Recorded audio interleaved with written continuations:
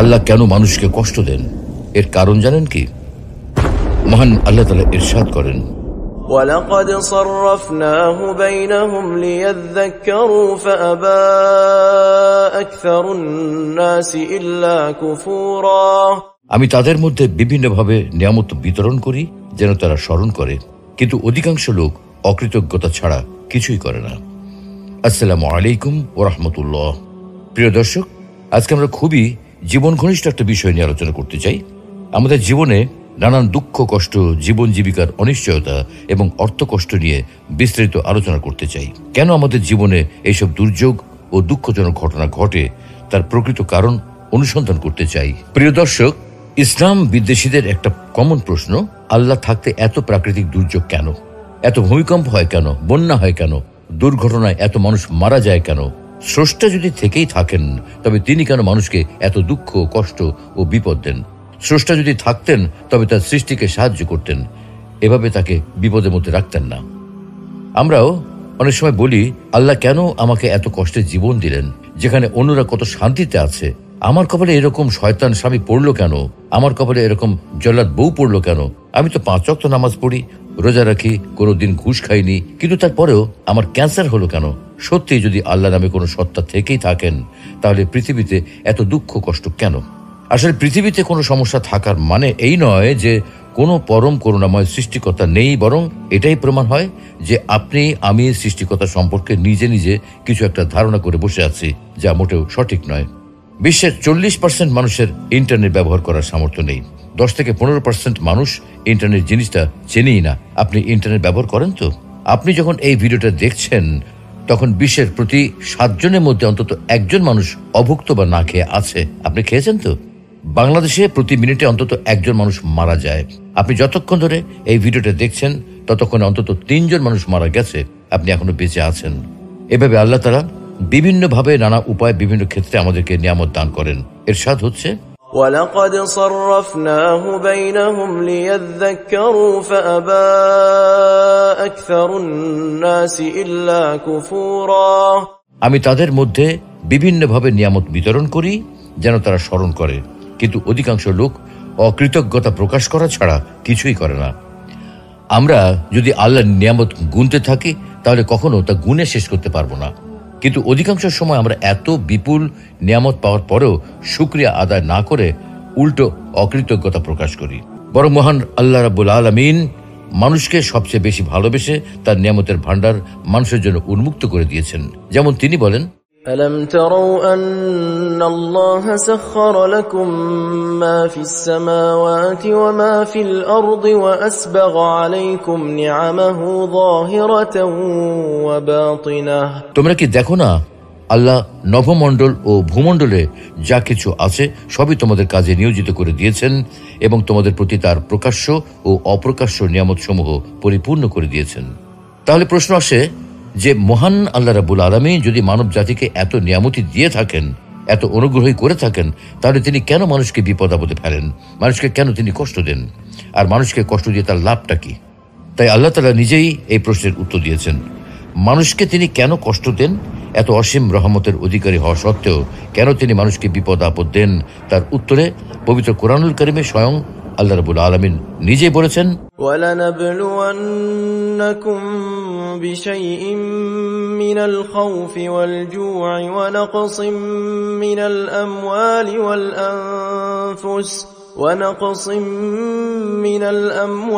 وَالْأَنفُسِ وَالثَّمَرَاتِ وَبَشِّرِ الصَّابِرِينَ। অবশ্যই আমি তোমাদেরকে পরীক্ষা করব কিছুটা ভয়, ক্ষুধা, মাল ও জানের ক্ষতি এবং ফল ফসল বিনষ্টের মাধ্যমে, তবে ধৈর্য ধারণকারীদের সুসংবাদ দাও। তার মানে আল্লাহ তাআলা আমাদেরকে পরীক্ষা করবেন, আমাদেরকে পরীক্ষা করার জন্যই দুঃখ কষ্ট দিয়ে থাকেন। এটাই তার সংবিধান, এটাই তার নিয়ম। এই নিয়ম শুধু আমাদের ক্ষেত্রে প্রযোজ্য নয়, বরং পূর্ববর্তী উম্মতদের ক্ষেত্রেও তিনি এমনটাই করেছেন। ক্ষুধা, কষ্ট, ক্ষতি, বিপদ আপদ ও বালা মুসিবতের মাধ্যমে তাদেরকেও পরীক্ষা করেছেন। পবিত্র কোরআনে আল্লাহ বলেছেন, وَلَقَدْ فَتَنَّا الَّذِينَ مِن قَبْلِهِمْ فَلَيَعْلَمَنَّ الله الذين صدقوا وليعلمن الكاذبين। আমি তাদেরকেও পরীক্ষা করেছি যারা তাদের পূর্বে ছিল, আল্লাহ অবশ্যই জেনে নেবেন যারা সত্যবাদী, এবং নিশ্চয়ই তিনি মিথ্যুকদের ব্যাপারেও জেনে নেবেন। প্রিয় দর্শক, এতক্ষণের আলোচনা থেকে আল কোরআনের ভাষায় বলা যায়, নিশ্চয়ই আল্লাহ তাআলা আমাদের ঈমান পরীক্ষা করার জন্যই বিভিন্ন সময় আমাদেরকে বিপদ আপদ দিয়ে থাকেন। তাফসীর ইবনে কাসিরে সূরা বাকারার 155 নম্বর আয়াত এর ব্যাখ্যা করা হয়েছে এইভাবে যে নিশ্চয়ই আমি তোমাদেরকে ভয় ও ক্ষুধা এবং ধন সম্পদ, জীবন ও ফল ফসলের ক্ষয়ক্ষতি দ্বারা পরীক্ষা করব, তবে ধৈর্যশীলদের সুসংবাদ প্রদান করো। অর্থাৎ এই আয়াতের মাধ্যমে আল্লাহ তাআলা ঘোষণা করেছেন যে তিনি অবশ্যই বিপদ আপদের মাধ্যমে নিজ বান্দাদের পরীক্ষা করেন। তবে যখন মুমিনগণ ধৈর্য ধারণ করার মাধ্যমে এই পরীক্ষায় উত্তীর্ণ হয়, তখন তারা প্রতিদান পেয়ে থাকেন। যেমন অন্য আরেক আয়াতে আল্লাহ বলছেন, وَلَنَبْلُوَنَّكُمْ حَتَّى نَعْلَمَ الْمُجَاهِدِينَ مِنكُمْ وَالصَّابِرِينَ وَنَبْلُوَ أَخْبَارَكُمْ। আমি অবশ্যই তোমাদেরকে পরীক্ষা করব যতক্ষণ না আমি জেনে নেই যে তোমাদের মধ্যে কে জিহাদকারী ও ধৈর্যশীল, এবং আমি তোমাদের কার্যাবলী পরীক্ষা করি। আল্লাহ তাআলা মানুষকে কখনো পরীক্ষা করেন উন্নতি ও মঙ্গলের দ্বারা, আবার কখনো পরীক্ষা করেন অবনতি, অমঙ্গল, ভয় ও ক্ষুধা তথা অভাব দ্বারা। অর্থাৎ সামান্য ভয় ভীতি, কিছু ক্ষুধা, কিছু ধনমালের ঘাটতি, কিছু প্রাণের হ্রাস, অর্থাৎ নিজের ও অপরের, আত্মীয় স্বজনের এবং বন্ধু বান্ধবের মৃত্যু, কখনো মাঠে ফলানো উৎপাদিত ফসল, কখনো কলকারখানায় উৎপাদিত প্রোডাক্টের ক্ষতি, এইসব দ্বারা আল্লাহ তাআলা বান্দাদেরকে পরীক্ষা করেন। কিন্তু যারা এতে ধৈর্য ধারণ করেন তাদেরকে তিনি উত্তম প্রতিদান দান করেন। আর অসহিষ্ণু, অধৈর্য, তাড়াহুড়াকারী এবং নৈরাশ্যবাদীদের উপর শাস্তি অবতীর্ণ করেন। আর এজন্যই তিনি বলেন, আর ধৈর্যশীলদের সুসংবাদ প্রদান করো। কোন কোন মুফাসসির বলেন, এই আয়াতে ভয় দ্বারা মহান আল্লাহর ভয় এবং ক্ষুধা দ্বারা সাওম উদ্দেশ্য, আর কিছু ধন সম্পদের ঘাটতি দ্বারা যাকাত উদ্দেশ্য, কিছু প্রাণের হ্রাস দ্বারা রোগ ও দুর্ঘটনায় মৃত্যু উদ্দেশ্য, এবং ফল ফসলের ক্ষয়ক্ষতি দ্বারা সন্তান সন্ততির ক্ষতির উদ্দেশ্য। এইসব উক্তির বিষয়ে আমাদের হয়তো আরও গবেষণা করা প্রয়োজন। কিন্তু একটা বিষয় খুবই পরিষ্কার, পরীক্ষা করা ব্যতীত এবং পরীক্ষা পাশ হওয়া ব্যতীত আল্লাহ তাআলা সাধারণত কাউকে কোনো পুরস্কার দান করেন না। বিপদ আপদে আল্লাহর উপর নির্ভরশীলতার উপকারিতা। সুপ্রিয় দর্শক, উপরের আয়াতের ব্যাখ্যা বিশ্লেষণে আমরা দেখেছি যে আল্লাহ তাআলা ধৈর্যশীলদের পুরস্কার দান করেন। এখন কথা হলো, ধৈর্যশীল কারা? ধৈর্যশীলদের পরিচয় বর্ণনা করে আল্লাহ নিজে ঘোষণা দিচ্ছেন যে এই সব লোক তারাই যারা সংকট, সংকীর্ণতা ও বিপদ আপদের সময় ইন্না লিল্লাহ পড়ে এবং একথার দ্বারা নিজেদের মনকে সান্ত্বনা দেয় যে সেটা করার অধিকার আল্লাহর আছে। তখন বান্দার এই উক্তি ও মনোভাবের কারণে তার উপর আল্লাহর রহমত, দয়া ও অনুগ্রহ অবতীর্ণ হয়। সে শাস্তি হতে মুক্তি লাভ করে এবং সুপথ প্রাপ্ত হয়। আমিরুল মুমিনিন ওমর ইবনে খাত্তাব রাদিয়াল্লাহু তাআলা আনহু বলেন, সম্মান অর্জনের জন্য দুটি জিনিসের প্রয়োজন, একটি হলো সালাত আর একটি হলো রহমত। কিন্তু এই দুটির একটি মধ্যবর্তী জিনিস রয়েছে, আর সেটা হলো হিদায়াত। এগুলি ধৈর্যশীলরা লাভ করে থাকেন। হাদিসের বিখ্যাত গ্রন্থ মুসনাদ আহমদে রয়েছে, উম্মু সালামা রাদিয়াল্লাহু তাআলা আনহা বলেন, একবার আমার স্বামী আবু সালামা রাদিয়াল্লাহু তাআলা আনহু রাসূলুল্লাহ সাল্লাল্লাহু আলাইহি ওয়াসাল্লামের কাছ থেকে ফিরে আমার নিকট আসেন এবং অত্যন্ত খুশি মনে বলেন, আজ আমি এমন একটা হাদিস শুনেছি যা শুনে আমি খুবই খুশি হয়েছি।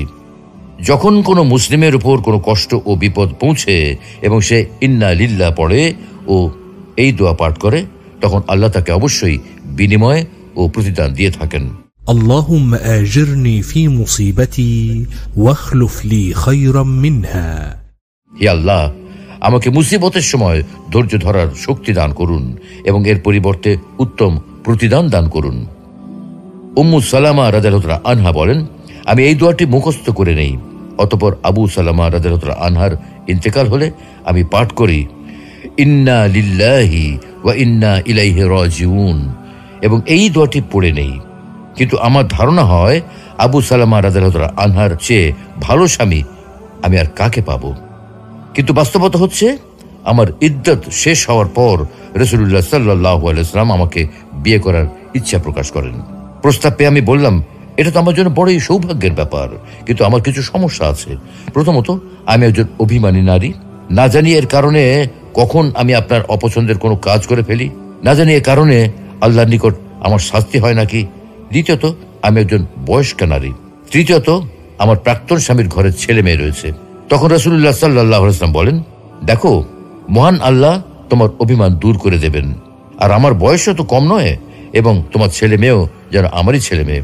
আমি এই কথা শুনে বললাম, হে মহান আল্লাহ রাসূল, তাহলে আমার কোনো আপত্তি নেই। অতঃপর মহান আল্লাহর নবীর সাথে আমার বিয়ে হয়ে যায়, এবং মহান আল্লাহ সেই দোয়ার বরকতে আমার পূর্ব স্বামীর চেয়ে উত্তম স্বামী অর্থাৎ রাসূলুল্লাহ সাল্লাল্লাহু আলাইহি ওয়াসাল্লামকে দান করেন। আবু সিনান রহমতুল্লাহ আলাইহি থেকে বর্ণিত, তিনি বলেন, আমার ছেলে সিনানকে আমি দাফন করলাম।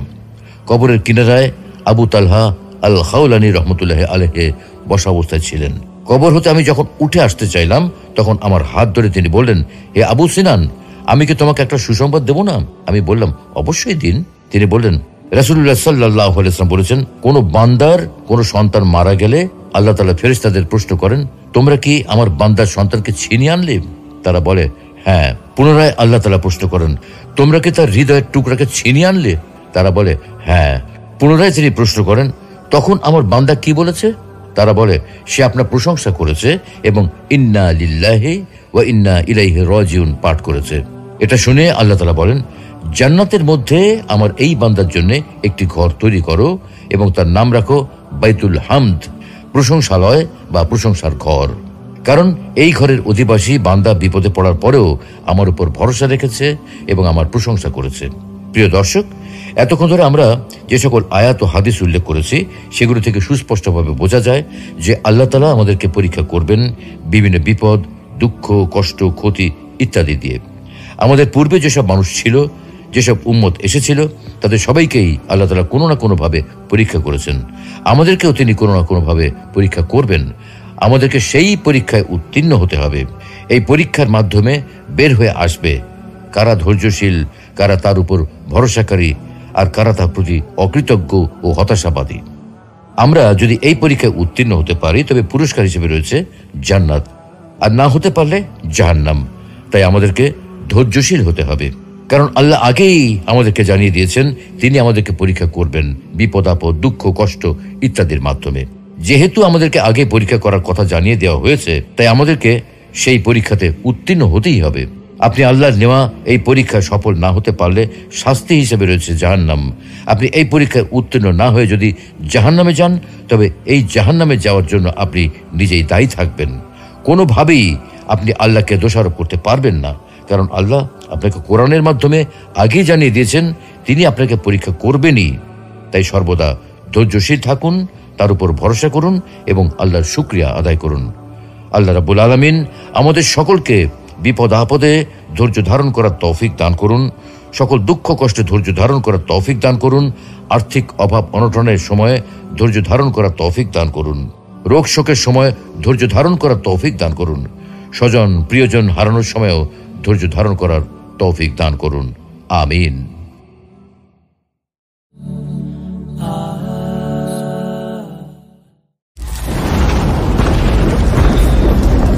আল্লাহ কেন মানুষকে কষ্ট দেন, এর কারণ জানেন কি? মহান আল্লাহ তাআলা ইরশাদ করেন, وَلَقَدْ صَرَّفْنَاهُ بَيْنَهُمْ لِيَذَّكَّرُوا فَأَبَى أَكْثَرُ النَّاسِ إِلَّا كُفُورًا।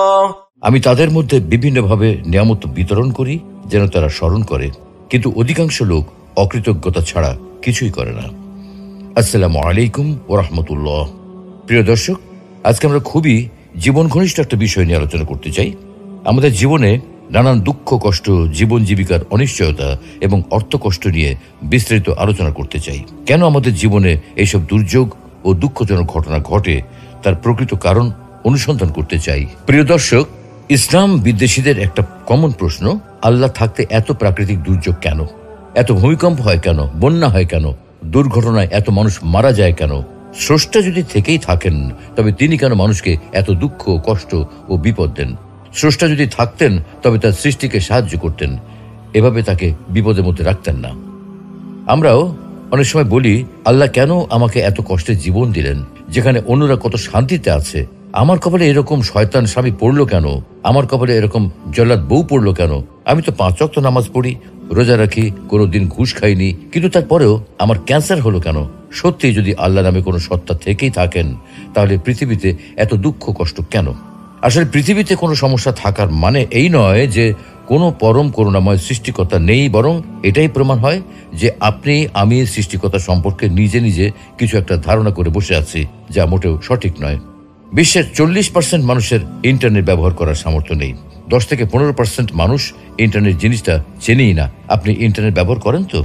আপনি যখন এই ভিডিওটা দেখছেন, তখন বিশ্বের প্রতি 7 জনের মধ্যে অন্তত একজন মানুষ অভুক্ত বা না খেয়ে আছে। আপনি খেয়েছেন তো? বাংলাদেশে প্রতি মিনিটে অন্তত একজন মানুষ মারা যায়।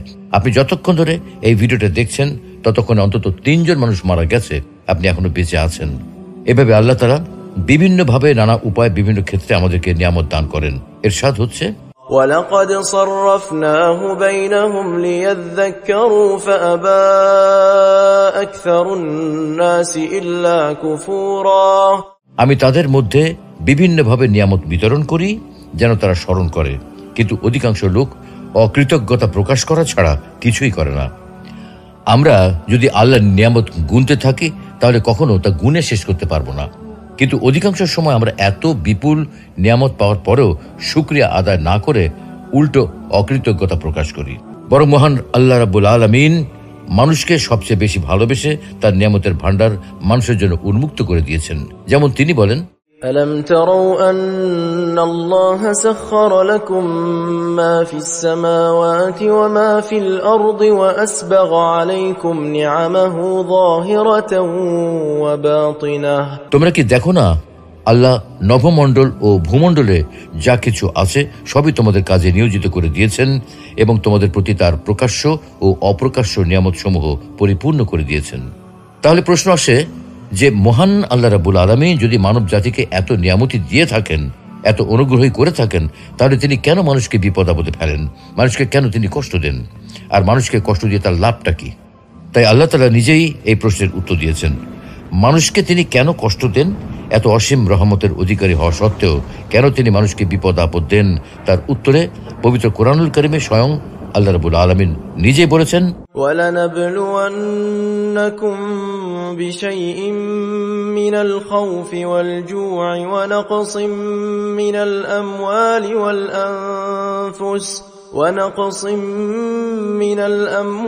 وَالْأَنفُسِ وَالثَّمَرَاتِ وَبَشِّرِ الصَّابِرِينَ। অবশ্যই আমি তোমাদেরকে পরীক্ষা করব কিছুটা ভয়, ক্ষুধা, মাল ও জানের ক্ষতি এবং ফল ফসল বিনষ্টের মাধ্যমে, তবে ধৈর্য ধারণকারীদের সুসংবাদ দাও। তার মানে আল্লাহ তাআলা আমাদেরকে পরীক্ষা করবেন, আমাদেরকে পরীক্ষা করার জন্যই দুঃখ কষ্ট দিয়ে থাকেন। এটাই তার সংবিধান, এটাই তার নিয়ম। এই নিয়ম শুধু আমাদের ক্ষেত্রে প্রযোজ্য নয়, বরং পূর্ববর্তী উম্মতদের ক্ষেত্রেও তিনি এমনটাই করেছেন। ক্ষুধা, কষ্ট, ক্ষতি, বিপদ আপদ ও বালা মুসিবতের মাধ্যমে তাদেরকেও পরীক্ষা করেছেন। পবিত্র কোরআনে আল্লাহ বলেছেন, وَلَقَدْ فَتَنَّا الَّذِينَ مِن قَبْلِهِمْ فَلَيَعْلَمَنَّ اللَّهُ الَّذِينَ صَدَقُوا وَلَيَعْلَمَنَّ الْكَاذِبِينَ। আমি তাদেরকেও পরীক্ষা করেছি যারা তাদের পূর্বে ছিল। আল্লাহ অবশ্যই জেনে নেবেন যারা সত্যবাদী, এবং নিশ্চয়ই তিনি মিথ্যুকদের ব্যাপারেও জেনে নেবেন।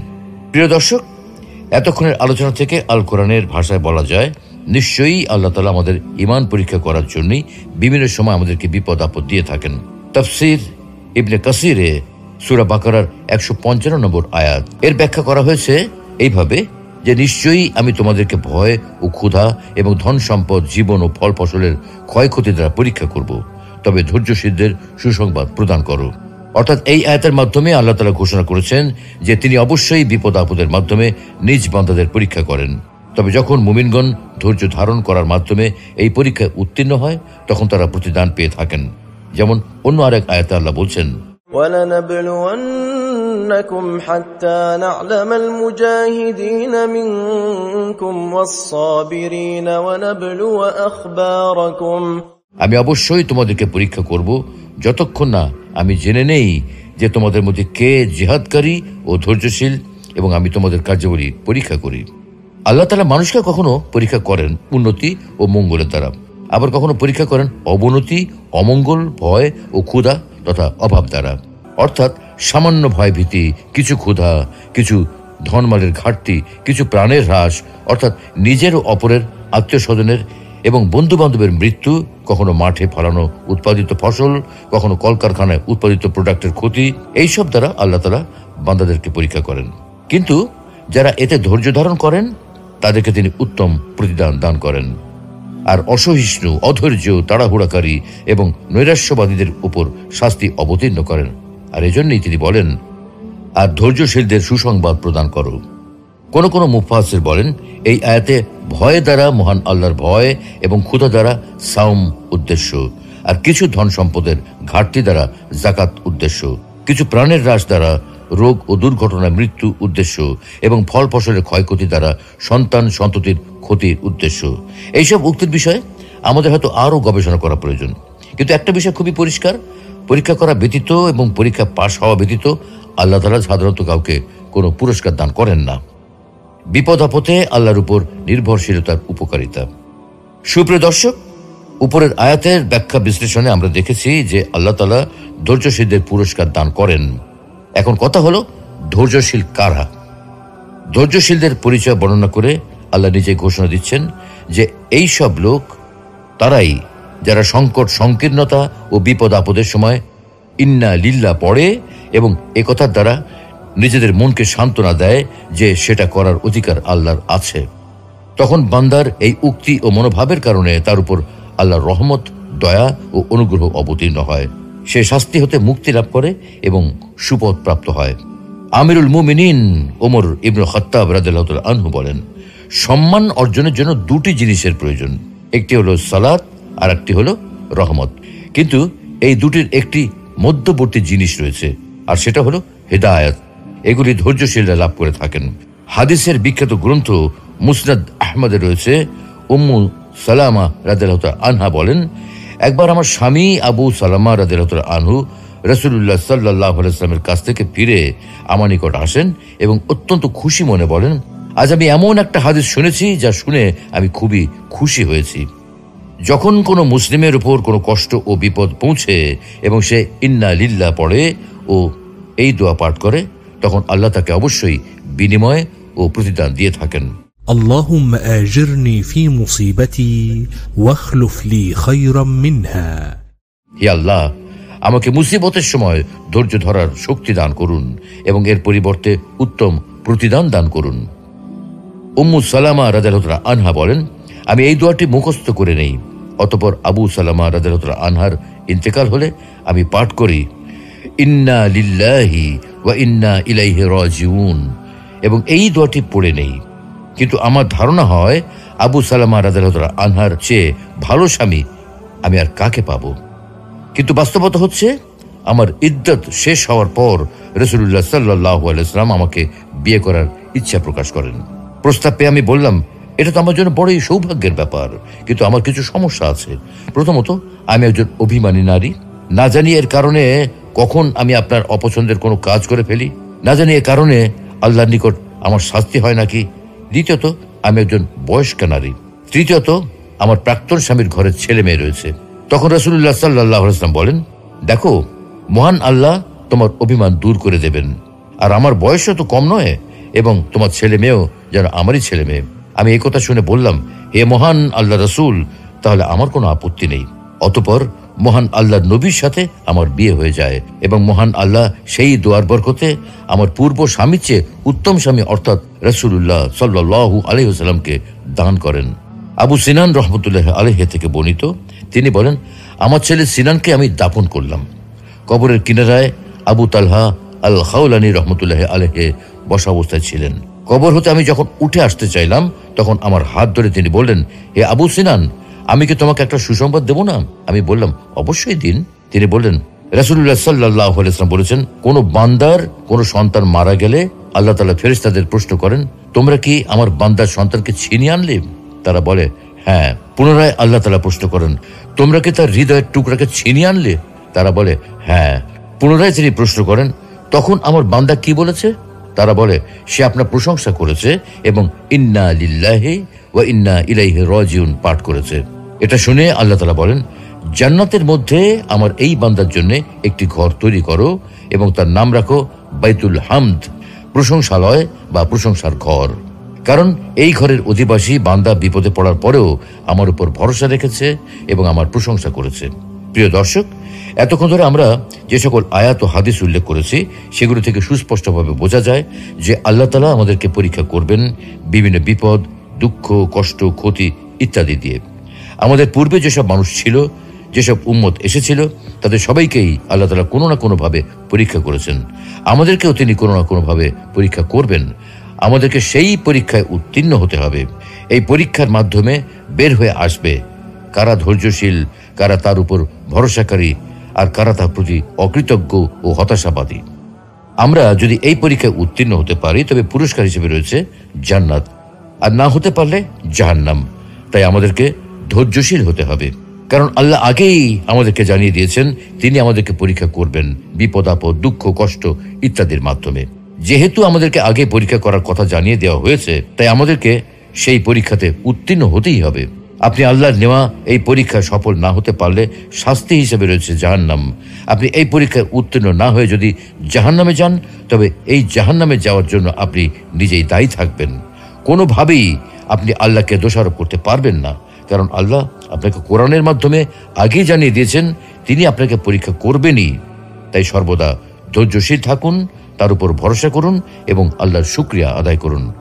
আল্লাহ রাব্বুল আলামিন আমাদের সকলকে বিপদ আপদে ধৈর্য ধারণ করার তৌফিক দান করুন, সকল দুঃখ কষ্টে ধৈর্য ধারণ করার তৌফিক দান করুন, আর্থিক অভাব অনটনের সময়ে ধৈর্য ধারণ করার তৌফিক দান করুন, রোগ শোকের সময় ধৈর্য ধারণ করার তৌফিক দান করুন, স্বজন প্রিয়জন হারানোর সময়ও ধৈর্য ধারণ করার তৌফিক দান করুন। আমিন।